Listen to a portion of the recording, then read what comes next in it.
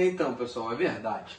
Nós estamos vivendo agora um tempo, um período do ano de muitas chuvas e muitos raios, né? Vocês sabiam que só no Brasil, que é um país de comprimento ou de área continental, são mais de 50 milhões de raios. E vocês sabiam que esses 50 milhões de raios que caem no Brasil, grande parte deles ocorre nessa época do ano. Então a gente precisa ter muito cuidado. Aonde quer que você vá, principalmente região do Nordeste, Sudeste, Centro-Oeste, etc., chove bastante e a quantidade de raios é muito, muito intensa.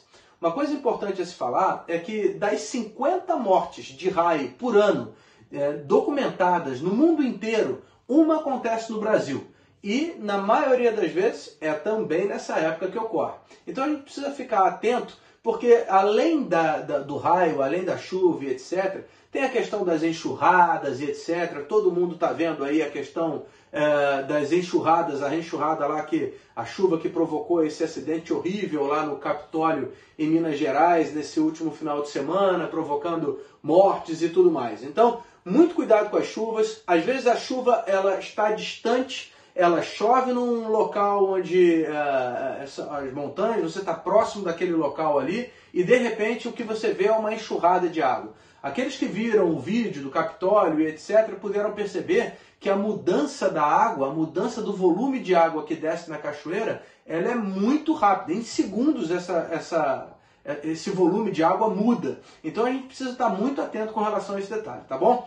Uma outra coisa ainda, voltando ao assunto do raio, que é por isso que a gente está falando aqui, vale a pena a gente lembrar que algumas ações são importantes. Então, a gente sabe que os raios caem em 60% das vezes em campo aberto. Isso é informação do INEP, tá, pessoal?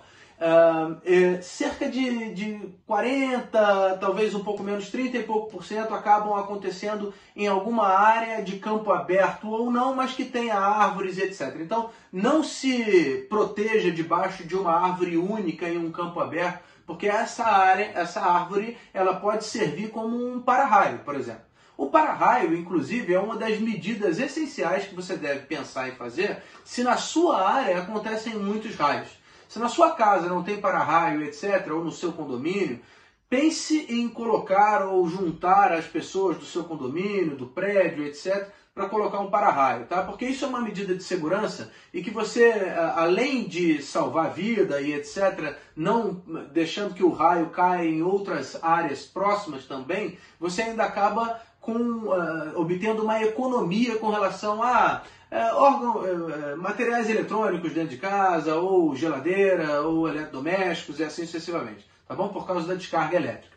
Então é muito importante isso. É claro que se você for passear, se você está na sua época de férias, se você vai para áreas de praia, natureza, campo, montanha, etc., existem algumas medidas para a gente tomar de segurança, que são medidas daquelas para que você tenha o seu maior nível de proteção possível. Por exemplo, começou a chover muito rápido, começou a cair raios, você se protege em um local abrigado. Cerca de 4% dos raios que caem em locais abrigados somente, enquanto 60% caem em campo aberto. Então, se você for para um lugar abrigado, pode ser que o raio caia lá em 4% das chances, mas se você está nesse local abrigado, na maioria das vezes o raio não te atinge, apesar dele cair nesse local abrigado. A mesma coisa é o carro, que tem o isolamento da borracha e etc., dos pneus e tudo mais. Então, não existe problema com relação a isso. Pode ir para o carro, uma vez começou a cair a chuva de raios, tempestade de raios, etc.,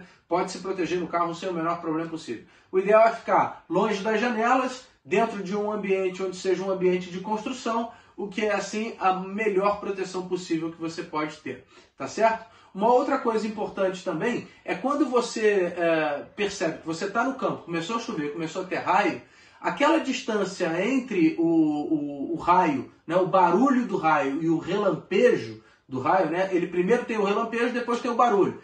Quanto mais próximo um do outro, mais próximo o raio está de você. Se a velocidade da luz é maior do que a velocidade do som, então se você tem um relampejo de raio e segundos depois existe o estrondo, não há problema. Ele está mais longe de você, você tem tempo. Se ele está muito perto, é porque o raio está caindo perto de você e você precisa ter cuidado com relação a isso, tá bom? Esse é um outro ponto importante. Se você está no campo aberto, se está chovendo muito, etc., procure uma área de proteção.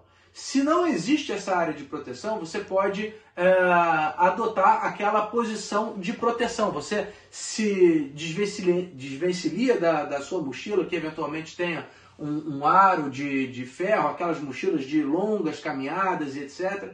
Se desvencilha dela e se protege no chão, se encolhendo e tapando os ouvidos, esperando a tempestade passar. Normalmente, essas tempestades elas passam rápido, não duram muito tempo.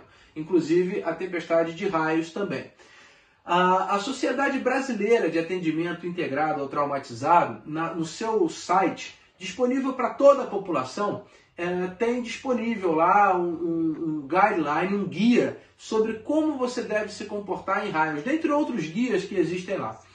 Nós escrevemos esse guia, nós produzimos esse guia para a população. Vocês podem acessar o site da SBAIT, procurem no Google SBAIT, procurem lá no Google, vocês vão achar esse guia e lá com certeza vocês vão encontrar mais informações disponíveis sobre como se prevenir e entender um pouco mais sobre a quantidade de raios que existem, ora no seu município, ora na sua cidade. Tá bom? Um abraço para todos vocês e nos vemos até a próxima.